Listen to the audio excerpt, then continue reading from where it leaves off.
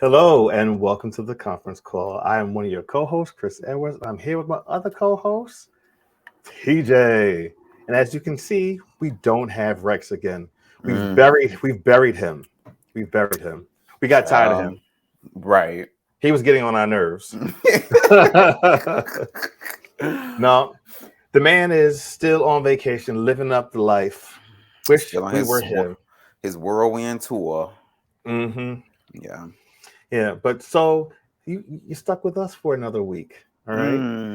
Mm, This week's episode is editing and retouching in photography. Now I know Rex is definitely going to probably do a supplemental video for this and tell us we're all wrong and we don't know what we're talking about. But you know what okay. though? We're going to give you the real. We're going to give you the real. He gonna be mad.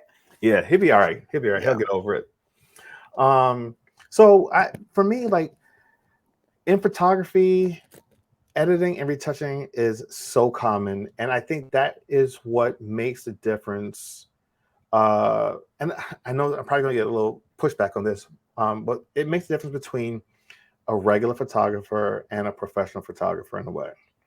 Because Okay. you'll have some photographers that say, "Oh, I shoot all natural light, and I don't do any retouching."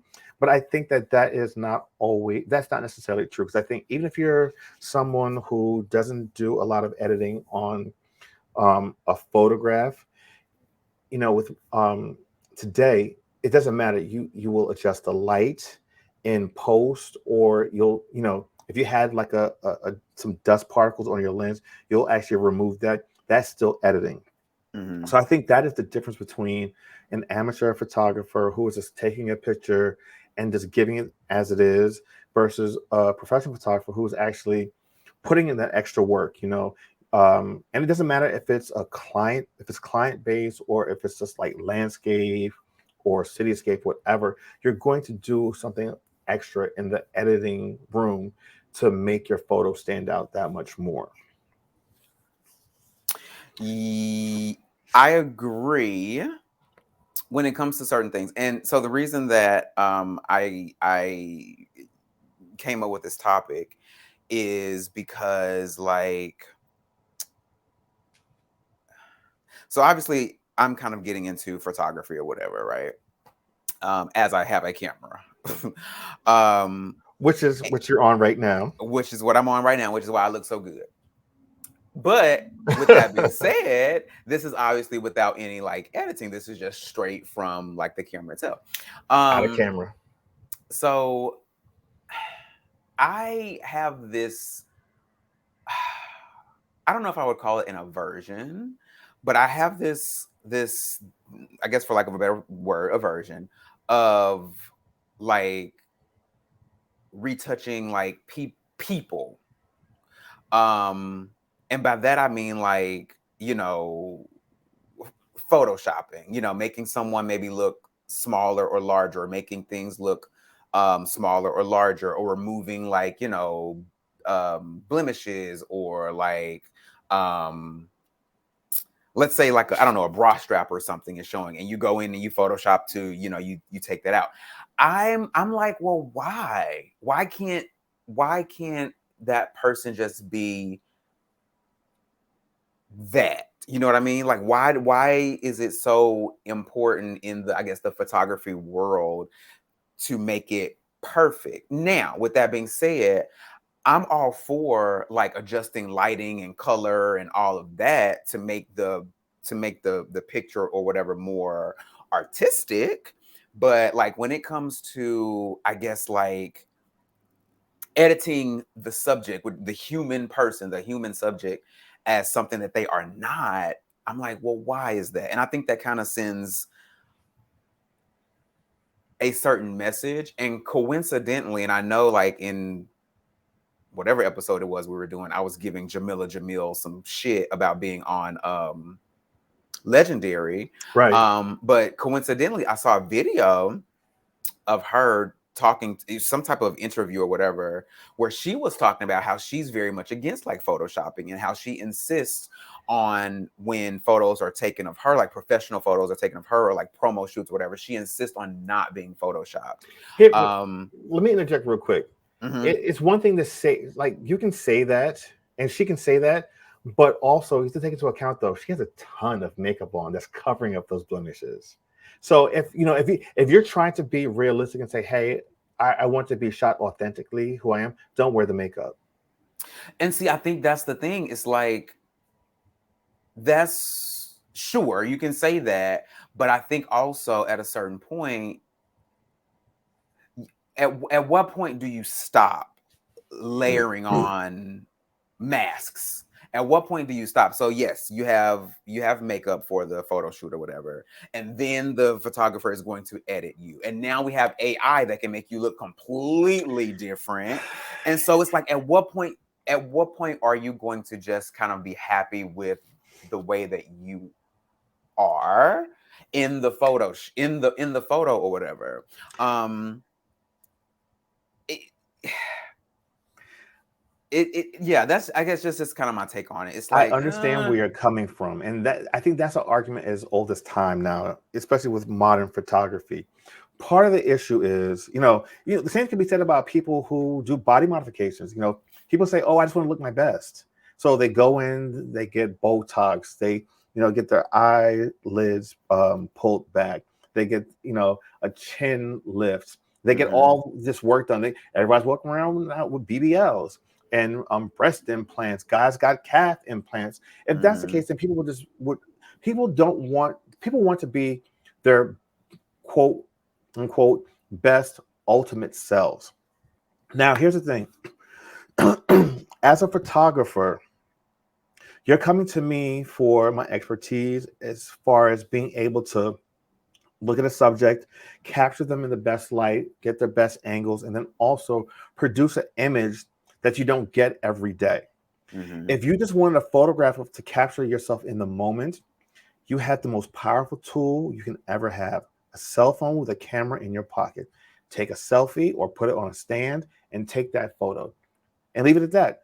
But you are coming to me as a photographer and you're paying hundreds of dollars for me to make you look your best in the best light possible. Now, here's the thing. When I do retouching, I am not, extending arms and extending limbs to make you look taller. I am not taking off 5 pounds off of each side of your body to make you look slimmer, mhm, because that's not a true representation of who you are. What I'm trying to do as an artist and as a photographer is to capture the essence of you at that particular moment in time. Now, one of the things that I do and I do believe in doing is making you look your best. And that does entail me, maybe smoothing your skin a little bit, not taking out all of your beauty marks, because I think those are the things that make you stand out and make you who you are. So, for instance, if you've got a mole, like a large mole on your face, I would never mhm, take that out, because everyone recognizes you. That mole is a part of who you are, and it's not. It's one thing is like if you come to me like, oh my God, I'm stressed out and I just got I got a bad pimple outbreak and makeup's not going to cover that. I will take those out because I know that that's mhm. not who you normally are on a regular day. And it Right. happens all the time. You know what I mean? Yeah. Um, and I always work with any of my clients. As a matter of fact, I had a photo shoot last weekend. It was an expecting mother, it was a pregnancy shoot, maternity shoot. And, I way before I show up, I know what they're going to be wearing. I know what their makeup's going to look like. I know what their hairstyle is going to be, because those are all important things for me to know prior to getting there. Because one, I can start to set up the shots in my head, you know, and kind of Mhm, produce a lot of this stuff before we get there. So we're not spending a lot of time on the day of trying to figure out, or how am I going to shoot this? How am I going to light this? What's going to look good? I already know.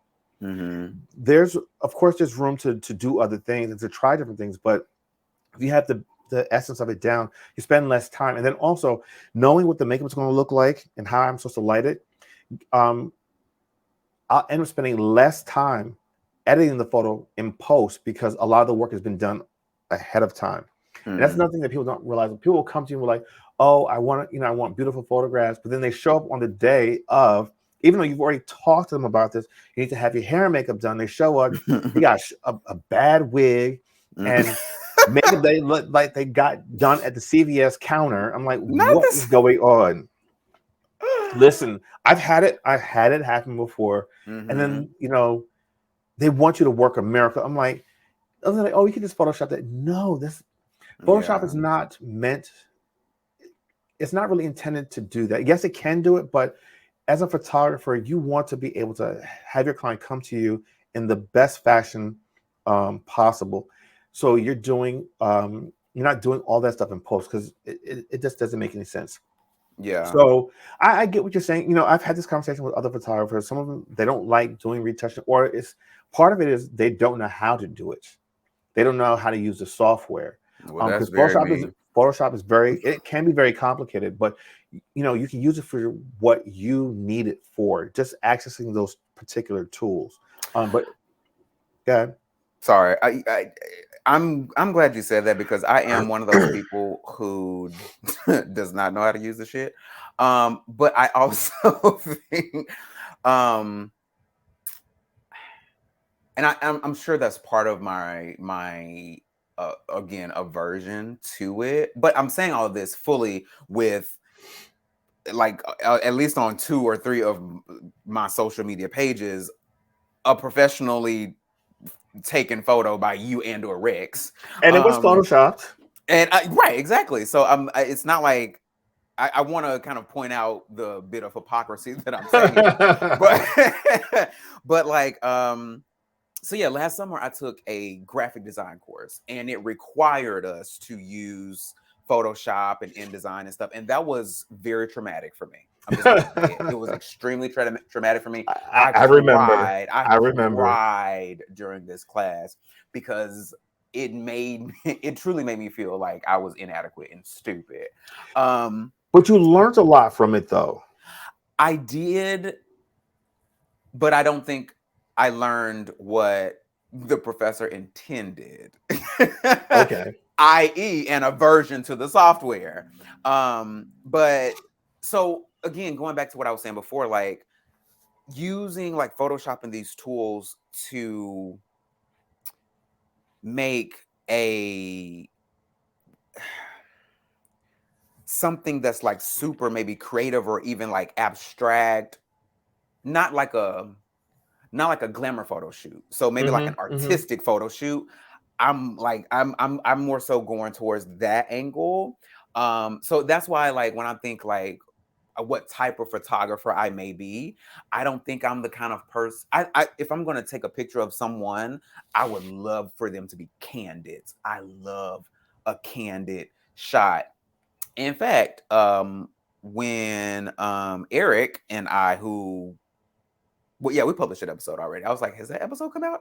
On our drag race episode, when Eric was the guest, when he and I went to Louisville a little while ago, I took this picture of him in our hotel room that I think is a fantastic picture. And the only editing I did was I like messed with some of the contrast, the lighting. I didn't do anything to like him.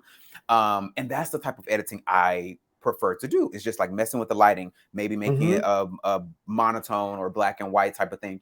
But I just love a candid shot. I love a shot of like, this is who this person is in this moment. The lighting may be a little different because blah, blah, blah.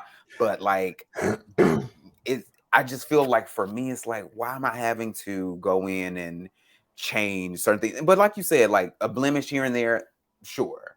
But certain things I'm just like, I don't know. But also too, you have to know your audience. So for instance, those candid shots can be good for certain types of audiences. Right. So for instance, like I know Ron Lewis, who I do my live with on Thursdays and Fridays.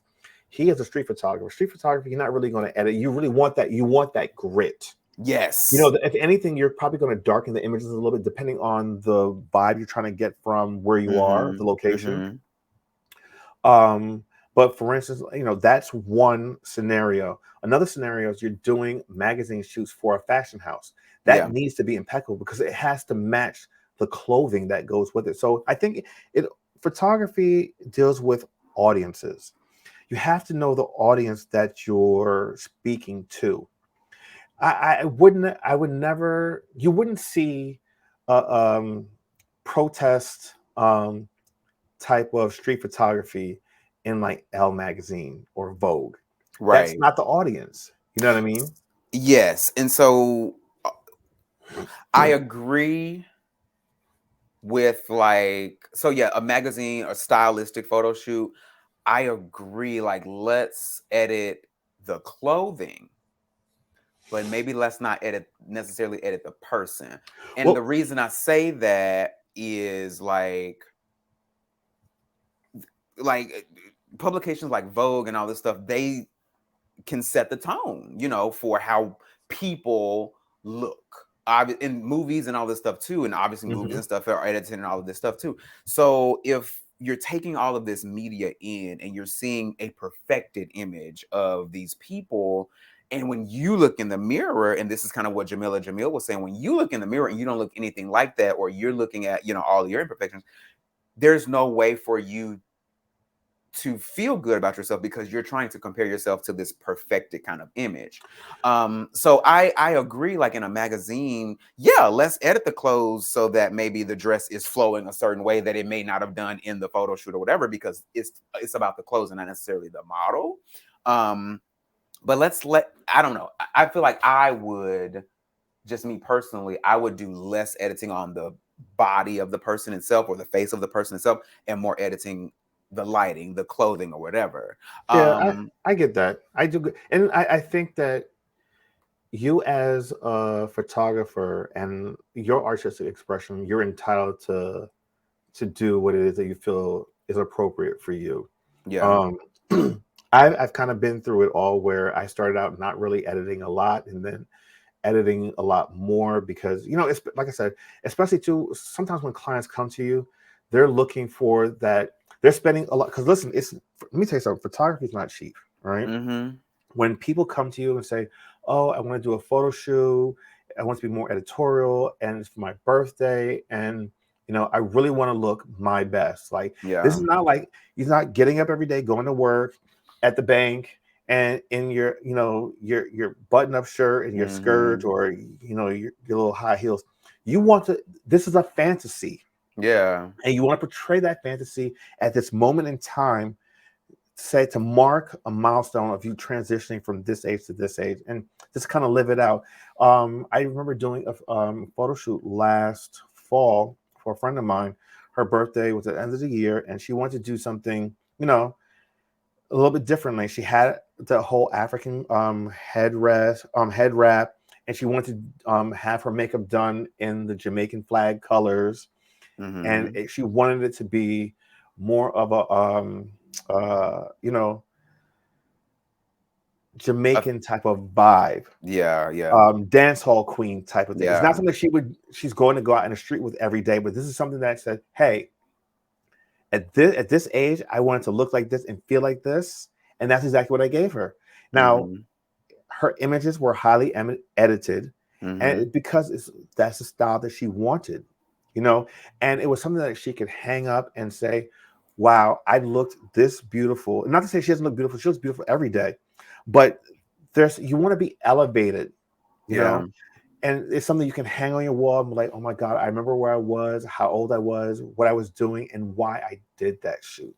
Mm-hmm. Um, but like I said, to each his own. I really believe I love the art of editing and retouching. Like, for me, that is probably part of the fun of photography, because a lot of times when you are on scene or in a studio, when you take that photo, you imagine what this shot looks like, and of course, there's all these exterior things that get into play, like the hair. Some of the hair blew in, and like it's in the middle of the neck. You gotta airbrush that out. Mm-hmm. The shirt's a little twisted, or it's a little wrinkly. You can see the iron, the fold marks because they didn't iron the shirt. You got to take that out.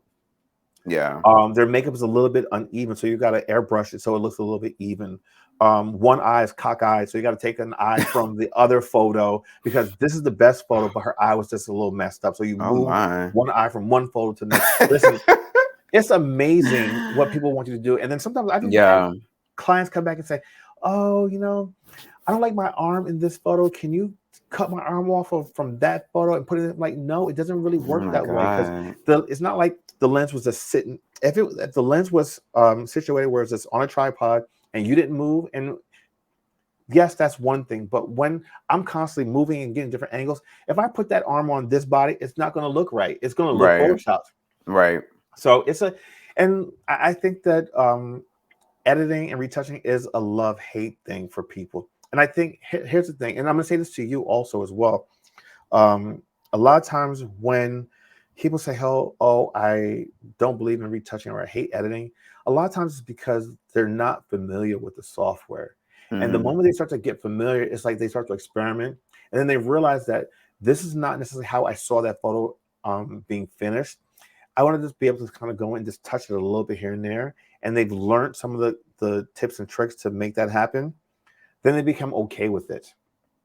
And once you become okay with it, you start to experiment even more. And then you're like, okay, this is not bad. And then you continue to do it. And then, you know, by the time you turn around, you become an expert in like retouching. And some people have a very light hand in retouching, and some people have a very heavy hand. And Mm-hmm. I listen, I'll admit, I've been all over the spectrum over the course of my 20 something years of using. I actually, yeah, I started using Photoshop back when I was 19.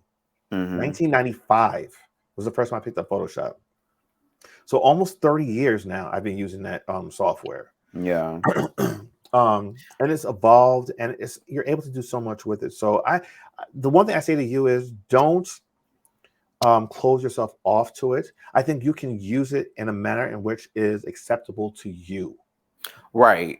And I think, and one thing you said, especially when you brought up Ron Lewis, is obviously he does, a lot of street photography, and it does depend on the type and style of photography that you, as the photographer, kind of lean towards. And so I think Hmm. for me, I would be more apt to do street photography than a portrait kind of photo And shoot. an editorial type of photos, yeah, because And it's yeah, more, yeah, yeah. it's random. It's it's random, it's real, and it's raw. And Yes, I prefer that. And so like even because like even with my business, I do want to like offer photo shoots, but I feel as though I want to offer, like, let's say you wanted to do a photo shoot for your birthday. I feel like I wouldn't want to do the one that you talked about with your client who wanted to do the Jamaican man. I feel like I would do something like, so let's say you just bought a home and this is a part of your celebration for your birthday or whatever, or you did this within the last year or whatever. Let's take a photo shoot in your house with you just doing regular shit because you're in your house and this is a part of the celebration of the year. I don't even want you wearing like special clothes. Let's just put on something comfortable, and I will take some candidates of you and then edit maybe the lighting in a certain way to make it like a beautiful photo, as opposed to like, let's pose and do this, da, da, da, da, which I mean has its place, obviously. But I guess, yeah, that's just the way, as a very novice photographer, and a couple of years in the future, I could be saying very different things. But I feel like as of right now, like that is what resonates more with me, is like yeah, a very raw moment. yeah. No, I totally agree with you. I think that you know everyone kind of goes through phases, and those moments where they believe that or they feel as though this is what they like. Yeah. But I will tell you something, it's going to change over time. Just like Mm-hmm. in anything you do in life, you're constantly evolving, you're constantly looking back and saying, oh, okay, you know what, I've learned from this, now I'm going to move on and do something a little bit different. Let me say, so I've been through so many phases of my photography, it's ridiculous. Like I started out doing shooting babies and infants. And then I started doing a lot of cityscape stuff. And then I Mm-hmm. moved into landscape. And like I really found a love and a passion for that. And that's when I really started doing a lot of the editing, because I realized that editing like a landscape set the mood for it, the Mm. colors. I remember just shooting a lot of sunrises and sunsets, and like those had their own vibe and the colors, and then being able to go back in Photoshop and enhancing what I was seeing, because a lot of times the camera can't actually capture what we call the dynamic range of light and colors that are actually being seen in with the naked eye. The naked eye can see more color than the camera typically can. Okay. So being able to go back and enhance those colors. So for instance, when the sun is rising, you tend to get lots of oranges and yellows with a little hints of the blue. At during sunsets, you get more of the purples and pinks and with hints of oranges, and then you have like that blue hour where the sky becomes this perfect color of blue.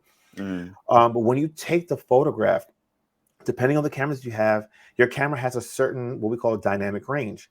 It can only pick up so many colors. So what you do is in the edit in Photoshop or whatever editing software you use, you bump up those colors a little bit to give you the feel of what it felt like when you were there. And then also when you have, and like HDR is a big thing, high dynamic range is a big thing now with like TVs and like photographs. mm-hmm, It those enhanced colors, it evokes a lot of emotion. mm, So that's why I think it's really important sometimes to really edit your photos. I always tell people it doesn't matter if you don't believe in editing, but even if you take a photograph with your phone, it could be an iPhone, an Android, whatever, I don't care.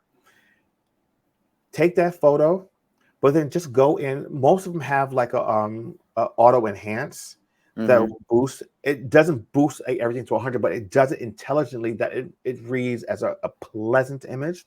Just hit that button. You'd be surprised how much better your photograph looks.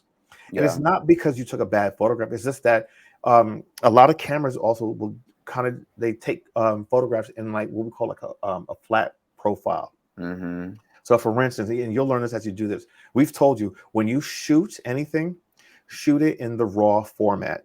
The raw format is more of a I want to say like a matte gray kind of tone to a certain Mm-hmm. degree. And then it captures all of the information from the camera and allows you to go back and afterwards and edit it as if you actually have your camera in hand.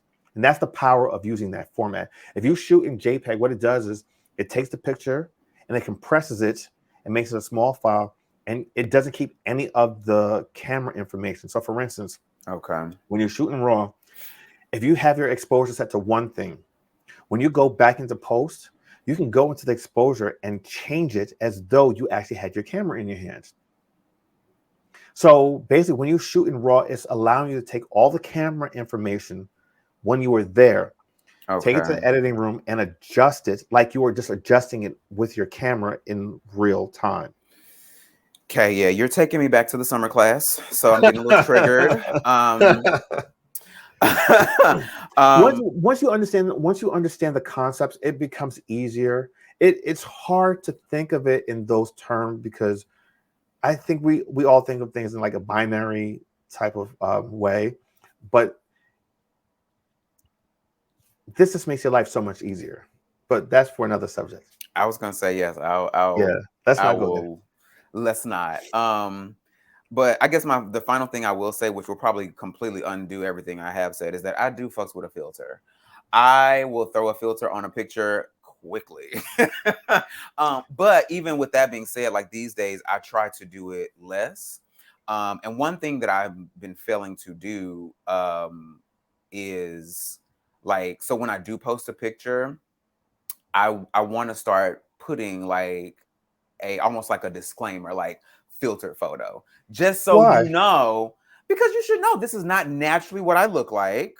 The filter has smoothed some stuff out, and I just feel like that transparency is needed more in posting and social media and stuff like that because I've obviously not obviously, but I feel like most pictures are probably filtered and or edited. And I feel like Yeah. people should know this is not what I look like if you were to walk up on me on the street. This is a filtered photo. Okay. So I want to start doing that more. I forget to do it every time. Okay. Well, listen. Just know when you come to my Instagram page, if there's a post that I'm doing, it's been edited. It's been edited. Look, we've got lots of. I've been on this earth for 47 years, about to be 48 years. We've got some marks, but Yeah. you're selling a fantasy, you're selling an idea, you're selling something. And it's not to say listen, I'm happy with who I am. And here's the one thing though, I never edit myself in such a way that I'm never recognizable. And one of the things I always find funny is that when people meet me in person who follow me on Instagram, whatever, they're like, "Oh my God, you look exactly like your photographs." Like, yeah. That's the point. Like, Hopefully I do. why would I ever Photoshop myself to a point where Yeah. I'm unrecognizable? I'm exactly who I look like. When you go to my page, I look like this. Mm-hmm. The only thing is that sometimes, of course, I've got the light set up at the right angles, and I'm smoothed out a little bit here and there. I might take out a few little like bags I might have had because I haven't slept in days. Those are little things. But I am what I am. Yeah. And I believe in retouching, and I believe in editing. Well, I'm gonna let you believe in your retouching and your editing, and I'm gonna be doing the minimum editing and retouching. I think we're going to revisit this conversation in a year, and not to say you'll feel drastically different, but I think you'll have different opinions. Perhaps we'll see. Yeah. We'll definitely revisit that. But no, this was fun. I like doing stuff like this. Very candid. Of course you do. Anything about photography, you're like, yes, let's talk. Video, photography. Yeah. And then when Rex get back, he gonna come in like a bull in a china shop. Jesus. Yeah. Well, he has an addiction. We're gonna get him some help for his camera addiction. That is true. I can say that because I've gone through the AA series of cameras, and I've been cured. Bless your heart. I'm gonna stick with this one camera for as long as I possibly can. For now, once you get the essence of everything, it's like, oh, I want another camera. I'm riding this one till the wheels fall off. Anyway. Okay. Well, listen, guys. Thanks for watching us for another episode. Don't forget to subscribe. Don't forget to like this video, and then also don't forget to hit the notification button. See you next week. Have a great time, everybody. Deuces. Act like you know how this